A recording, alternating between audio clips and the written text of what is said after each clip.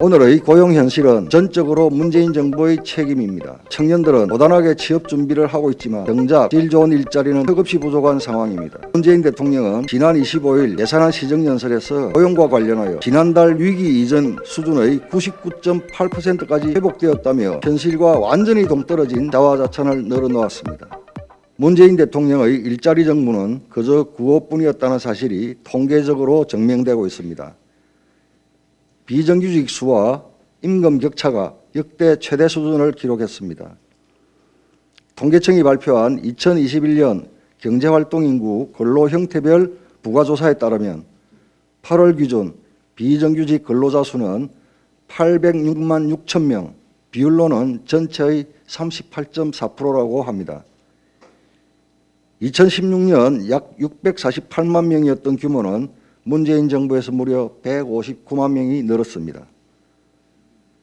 정규직과 비정규직 간 월 평균 임금 격차 또한 156만 7천 원으로 2004년 통계를 작성한 이래 역대 최고치를 갱신해야 했습니다. 반면에 정규직 수는 3년 연속으로 내리막길을 걷고 있습니다. 오늘의 고용 현실은 전적으로 문재인 정부의 책임입니다. 문재인 정부는 4년 내내 최저임금 인상, 주 52시간제 도입, 공공부문 비정규직의 정규직화 등 과격한 고용정책을 급속도로 밀어붙였습니다. 동시에 이로 인한 일자리 감소를 눈속임하고자 막대한 재정을 쏟아부은 단기 세금 일자리를 대량으로 양산했습니다. 그 결과 양질의 일자리 수도 고용의 질도 현저하게 악화되었습니다. 더욱 안타까운 사실은 우리 청년들이 이러한 정책 실패의 직격탄을 고스란히 맞았다는 것입니다.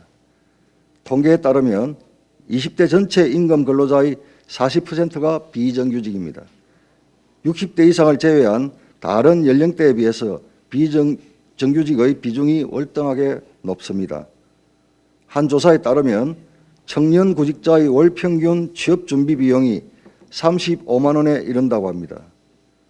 취업을 준비하는 데 필요한 비용을 마련하려고 각종 아르바이트를 하며 돈을 버는 청년을 일컫는 취준준생, 즉 취업준비준비생이라는 신조어가 있을 정도입니다. 이렇게 청년들은 고단하게 취업 준비를 하고 있지만 정작 질 좋은 일자리는 턱없이 부족한 상황입니다.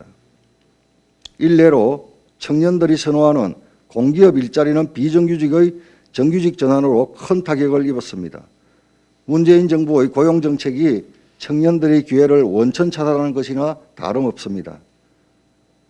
그런데 문재인 대통령은 지난 25일 예산안 시정연설에서 고용과 관련하여 지난달 위기 이전 수준의 99.8%까지 회복되었다며 현실과 완전히 동떨어진 자화자찬을 늘어놓았습니다.